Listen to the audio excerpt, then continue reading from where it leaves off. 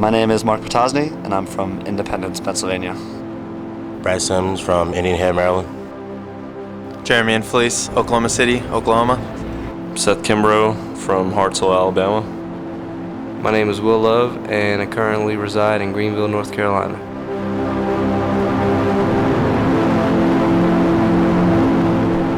So first day of the trip, we went to Bailey's backyard. It was in a suburb of Denver, normal suburb, walk around the house, full-on dirt skate park in the backyard. Whole backyard is just a dirt mecca with spines and bowls and wooden extensions and a curved wall ride satellite dish. Guys got an actual bunk bed for a sub box. They definitely put in a lot of hard work to get this place up and running, so big ups to them.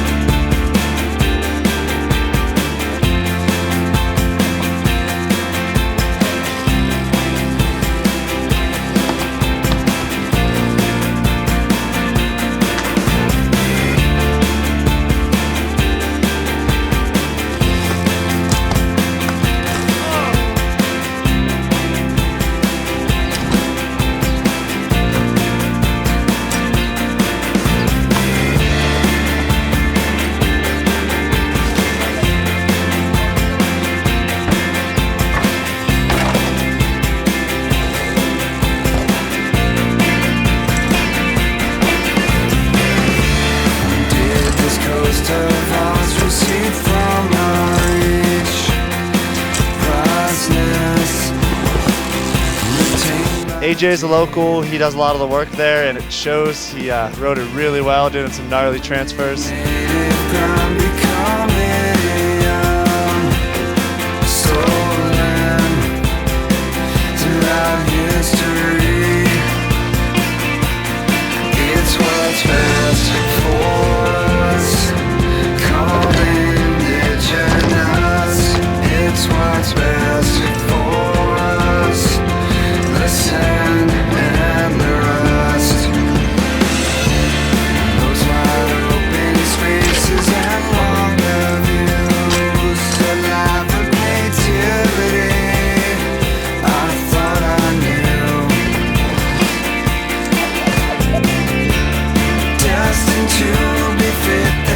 Will decided to ride the smoothest quarter pipe there and do an ice pick on the shed. So we had a session on the bunk bed. Will Love ice picked it while Jeremy took the bottom bunk, and Seth and I hit Will Love some pillows on the top. It's what's left to us, the remnants and the dust.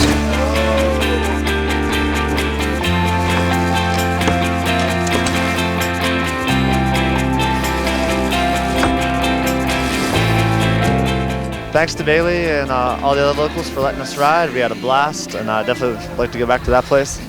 Day 2, downtown Denver, Colorado. Adrian and his brother Pat showed us around town, showed us a few of their local spots.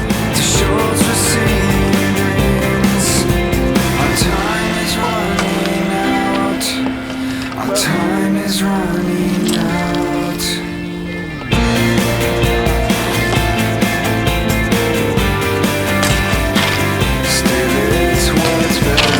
Yeah, Brett.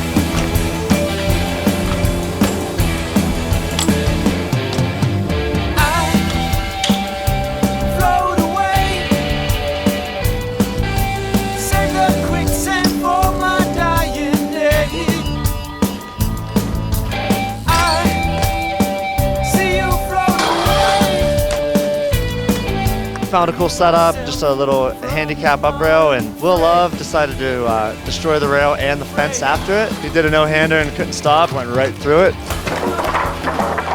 That's the best clip of the day.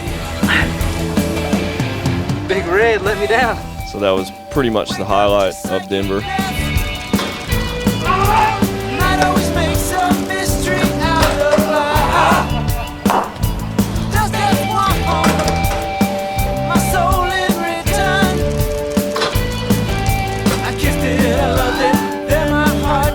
Adrian did a roller coaster grind up and down the rail, in and out, through the middle.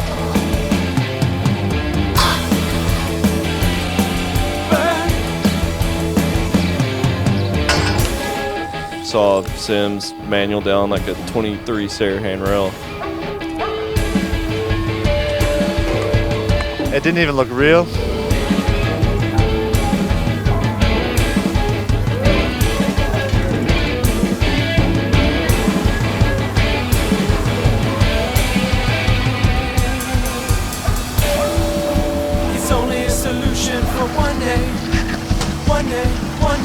One day I'm gonna re-enter society, sick of this sublime piety.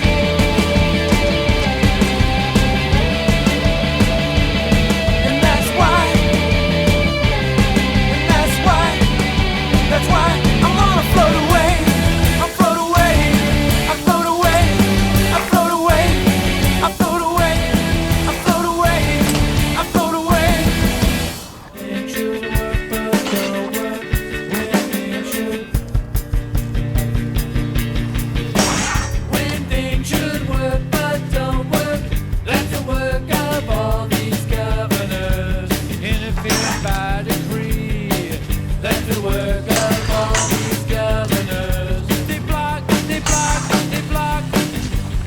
Late night, we're all kind of tired, but Adrian was still shredding. Yeah, double tire rode down a very thin round rail. Day 3, we went to Zuni Park in a little suburb town of Denver. It was probably the hottest day. It took a while for everybody to get motivated, but it was a fun park. Shut up, shut up, shut up, shut up, shut up, shut up. And you're a blue and a cop on every corner, and I rewards for snitching on informers. Shut up, shut up, shut up, shut up.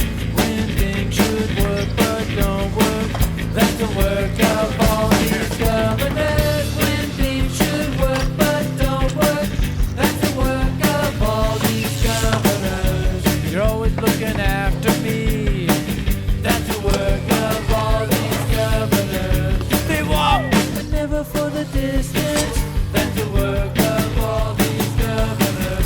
When things should work but don't work, that's the work of all.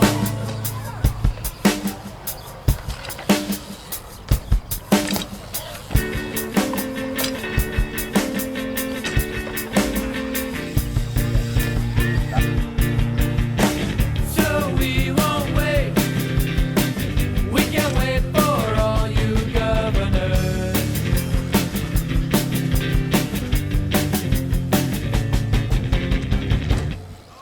After the Zuni Park, we went to the V. It's a kind of legendary trail spot. It's been there for a lot of years. Always wanted to ride it. Here at the V for a little sunset session. Just want to say thanks to Billy and Clay, Matt, and all the rest of the locals for letting us come out.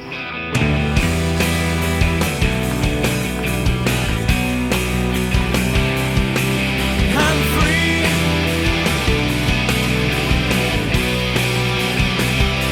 You can't touch me.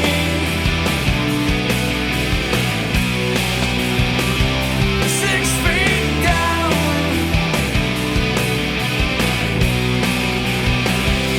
And there's no sadness.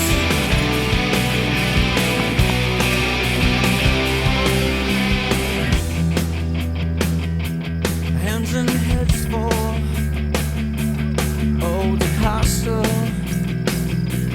Fists are pounding, and nothing simple. No respect or meaning.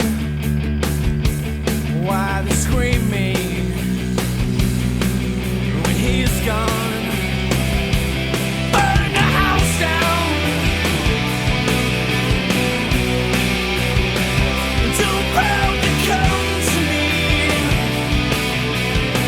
Actually got to meet Billy Graham, who is a legend in my book. Look at the dash.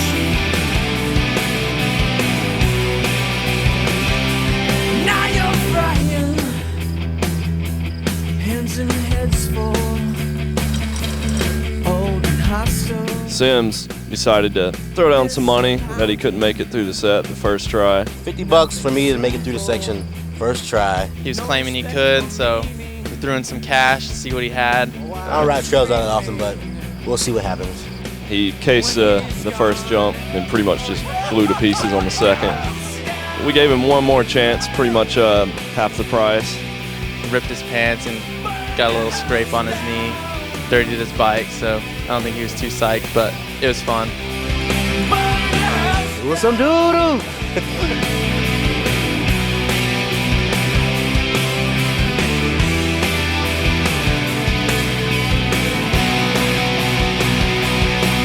When he's gone, burn the house down.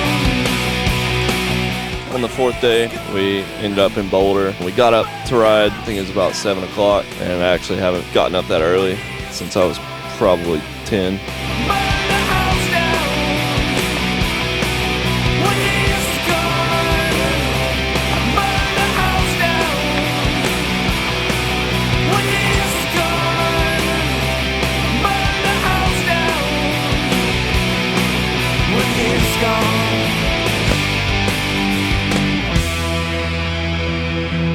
Hands and heads full, old and hostile. Fists are pounding, nothing simple. No respect or meaning. Oh, I'm screaming, another whimper. Hide your feelings, and when he's gone, burn the house down. Burn the house down. I saw Mr. Love foof knew the fence. The fence was all rickety and stuff. I was actually kind of scared to watch. Cop showed up and kicked us out, so we headed over to campus, and Brad did the move of the trip. One of the gnarliest wall rides I've ever seen, over a rail to a gnarly great landing with a curb at the bottom. Honestly, I didn't think that he would do it, but sure enough, as soon as we got there, he pretty much made up his mind that he was going to do it. And he did it.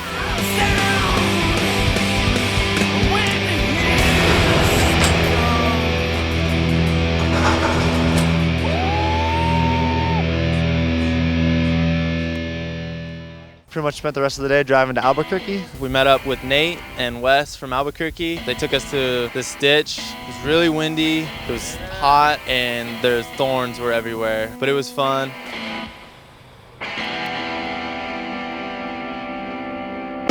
First time, the second time, let's stop this clock from starting. The first time, the second time, let's stop this clock from starting. Why won't you ever stop? Why won't you ever stop? Why won't you ever stop? Why won't you ever? The first time, the second time, let's stop this clock from starting. The first time. Will was riding really good. All-American, well loved. He got a little angry. Will did an Indian giver. Will got a little mad. He sent his bike once on the ditch. Next time he tried to ghost ride it into the wall ride, and it came back to attack him. Never seen him get that mad before. Set my bike down a little too hard. I apologize. Then Will just kind of disappeared for some reason. Know where he went. He was gone for a few hours.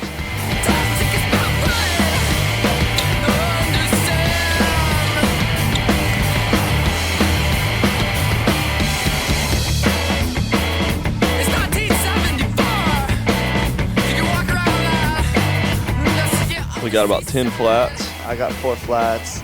Seth got 2 flats. Jeremy got a flat, so That ditch stressed us out.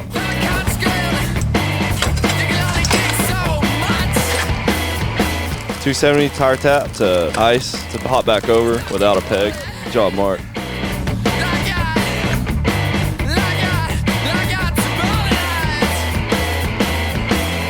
After the ditches, we went to a school. Brad right out of the van, gap to rail. It was a little windy, but wind died down for 10 seconds. Fired it out. Shouldn't have done it, but we did it anyways because he's a crazy dude.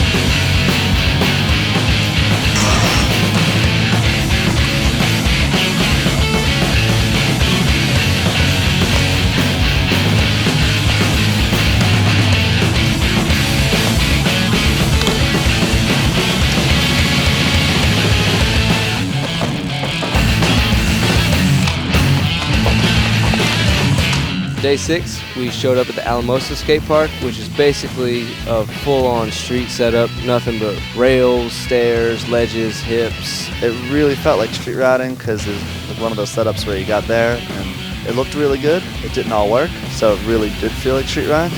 It's awesome to have a free public place like that allows bikes.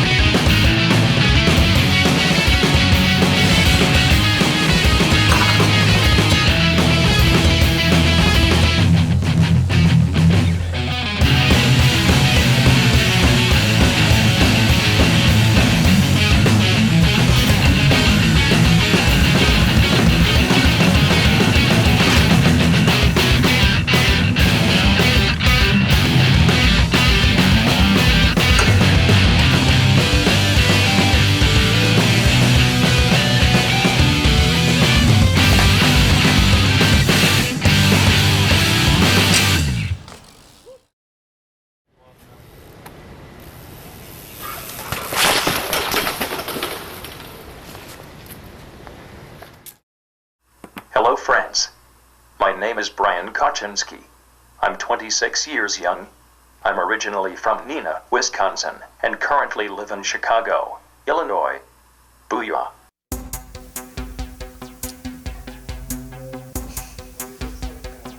You ready, Brian? You ready for the interview?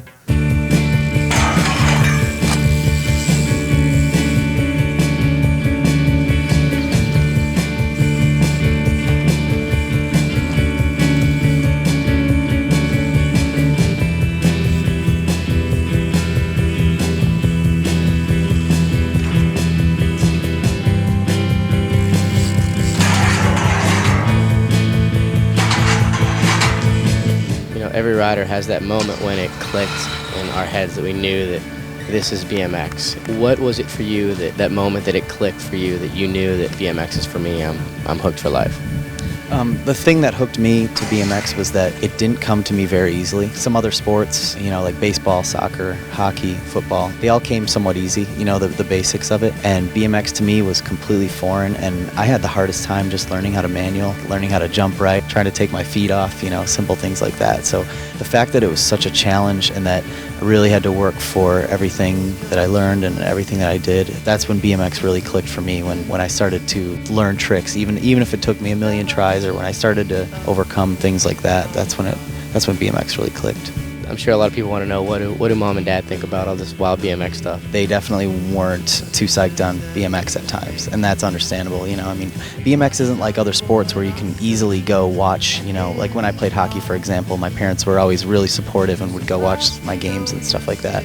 But BMX isn't as easy because they don't necessarily want to go with you to the skate park every day, and so they don't really get to see it. And I guess the side that they'd see is like me coming home hurt. But the great thing about my parents is that they saw that I loved bike riding, and they saw that I was passionate about it. So, while it probably wasn't the first thing they'd choose for me, they still support me and supported me through a lot of hard times with it, and still continue to this day. I get a lot of motivation through my dad. I'm Glenn. I'm Brian's dad. I've known him since he was born. He's got an amazing work ethic and an amazing drive. He gets up every day and lives every day to the fullest. He's a really hard worker. And my parents are awesome. My parents, I seriously can't thank them enough. I'm here live exclusively with my parents, Barb and Len Kaczynski. Question from the audience was coming from Mr. Dave Frymouth, and he was wondering which one of you two I got my crazy from. You've gotten it from both of us. I see both of us in Brian, but then he's his own person. But we're real proud of you, Brian. What did you think of it early on? I don't know. I was afraid for you falling. It's hard to be his mom. I am glad you don't do motocross. Me too. I'm very glad, yeah.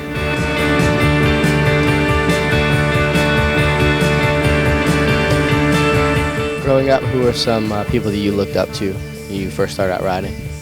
Early on, I rode with the guy Mark Fluette, who's in a lot of the old Baco videos. A little later on, I met guys like Dave Frymouth, Mark Hilson, Chris Rye, and rode a lot with those guys then the following years, and still to this day. Dave Frymouth was a huge influence. His ability to combine tech with big burly stuff has always fascinated me. I try to model my riding after, even though we don't do the exact same stuff, but on the street side of things, definitely Ian Morris, Van Homan, Brian Castillo, those guys I'd watch a lot on videos growing up. What are video parts that have influenced you? Early on, I look back and I see myself being influenced by like Brian Castillo's part in BMX Inferno, because I remember like actually going out and learning some of the tricks and like buying khaki pants that day, and like just like funny stuff like that. Like you look back and you're like, wow, I did that exactly because like that's what he was wearing, or that's the trick he was doing, or you know what I mean. So, but the part that really hit home for me was Van Homan's part in Criminal Mischief. When I saw that part, and still when I like hear that song, I still get chills down my spine, because it's just like, to me, just the ultimate video part. So I know that you made it all the way through college and at the same time managed to juggle a professional athlete's life. Tell me what that's like.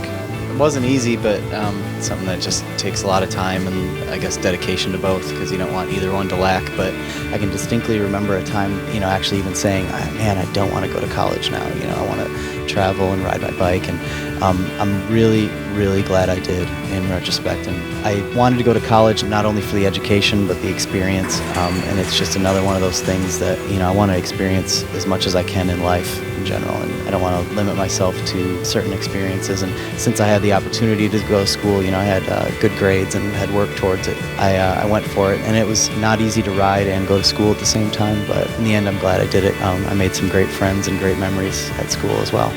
Your first signature frame ever was just released. I know you're psyched on it. You put a lot of work into it. You want to speak to the frame a little bit? Yeah, I mean, it's an honor initially to get asked for one, and then when the first one came out, I was obviously really psyched. But the biggest moment for me was the first time you see a kid riding one at the skate park and they tell you how psyched they are on it. So that's the most rewarding part of it for me. Not the first time. Has anyone ever told you that you slightly resemble Barney Rubble. You ever feel like you land like a pile of rubble? Yeah, I definitely have. What is your take on filming for videos? I love filming for videos. When I'm filming for a video or have a project in mind as far as a video part goes, I always want to give 100% because I think it's really important, and it's like that year or two or whatever it takes to film a part, like that time is like going to be captured forever, which is really cool because you get to look back on it and either be embarrassed or be psyched. I've had both, so but videos I think are a huge part of BMX and something that is really, really important to me because I think it's a good form of expression for a rider that might not do as well in contests. Definitely a good way to show what kind of rider you are and what you're capable of. All right, Brian, it seems that you're very productive as far as filming where, if there's not a filmer around, you'll set the camera up on a tripod or, get it done either way, whether or not there's someone else there to film it. Kind of what's your take on that? I guess it's hard because if you go on a trip to film and maybe you don't find the right thing or aren't feeling it at the time, and sometimes you'll just be out riding with your friends and you'll find something you want to do, and I'll always bring my camera with me, and it's not the best camera ever. It's got some miles on it and it's got some years on it, but it gets the job done, and I just give it to whoever's around or whoever can film, and I appreciate it because I have a lot of friends who I've just asked on the spot, hey, do you mind filming this? And they're probably pretty nervous.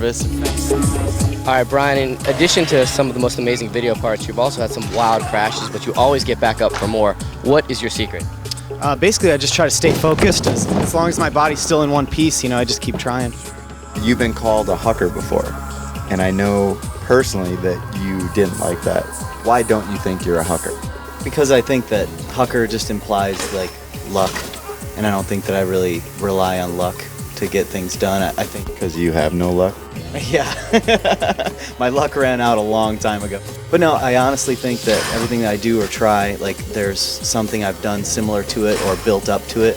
So, if you want to move forward, you have to, take a risk. I'm not afraid to take a risk, but I'm not going to take an unnecessary risk or an uncalculated risk, which is what I would imply as a hucker, someone who just has no previous experience or no grounds to be trying something like that. So how much of it is mental and how much of it is skill and preparation? I think 50-50. I think along with skill and preparation, there's also confidence. I think when your confidence is down, if you've had, a bunch of injuries recently or things haven't been going your way recently, that can play a factor too.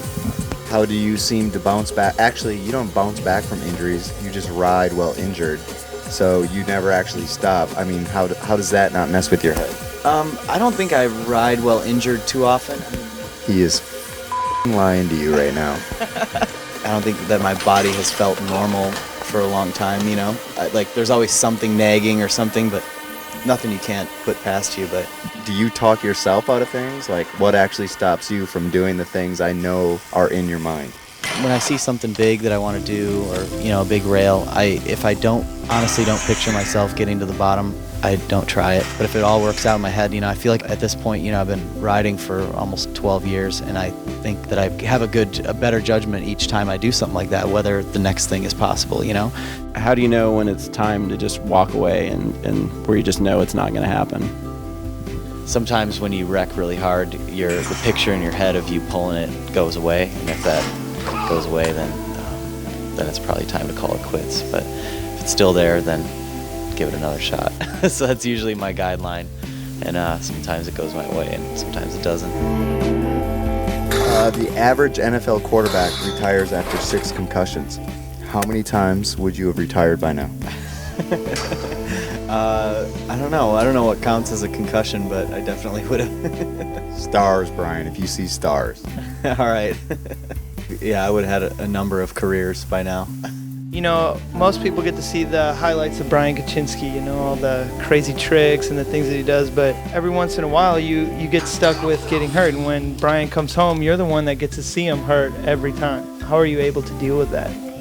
Seeing him come home hurt it's never fun, so it's not ever something you get used to dealing with. But yeah, it sucks, but you just hope that it doesn't happen very often, and just kind of go with it and make sure you're there if you need something. I definitely have gotten really good at playing nurse and taking out stitches. I'm the type of person that is very queasy when it comes to cuts and blood, but definitely gotten better, and I can take out stitches now. When they come out with a movie based on the life of Brian Kaczynski, who is going to play Brian Kaczynski? Denzel Washington? Yeah. Eddie Murphy, Laird Hamilton. I don't know. Laird Hamilton. I'm glad you brought that up. Can you speak to that? I don't know if he can act, but that'd probably be the biggest honor ever if I got Laird Hamilton to be my. For those kids that don't know, Brian has been known as the spitting image of Laird Hamilton. He's a professional swimmer, diver, big wave surfer. There's so much I know about sports outside of BMX. Have you ever met him? No, unfortunately not. I'd love to meet him, but yeah, he's a BAMF. This is where props can superimpose a picture of Laird Hamilton right next to Brian, so you can see the uncanny similarities. Well, I guess this is the point where you can give your thanks. Who would you like to thank? Definitely thank my family, my parents. Yeah, there they are. My parents pretty much unconditionally supported me. Also my good friends and everyone I grew up riding with, like Dave Frymouth, Mark Hilson, anyone I film or shoot photos with. Definitely also like to thank my sponsors, DK, Etnies, UGP. I've been with all them for a while, and 661 and CTI, Fuzzy at Ogio, my first sponsor ever, C4 BMX out of Milwaukee. They helped me way before I ever had any help. Anyone who's helped me out in the past, that goes from anyone who's let me stay on their floor to anyone I've ridden with or who's given me a hell yeah after I pull something, like all that stuff I love, and that's what makes me love BMX. So thank you. Any famous last words? Find it and grind it.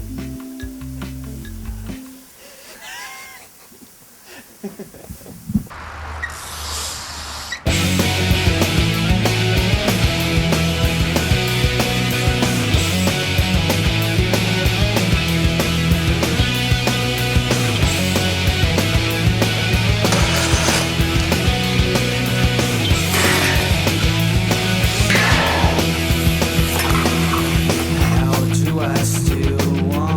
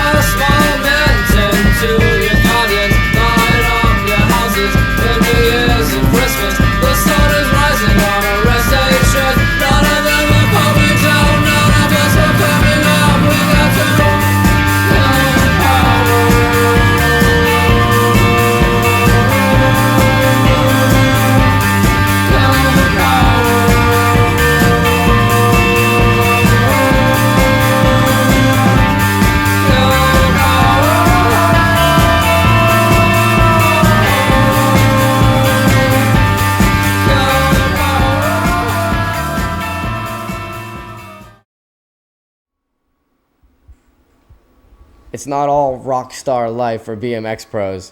Here are some gnarly crashes that are going to make you cringe. Watch with caution. Check it out.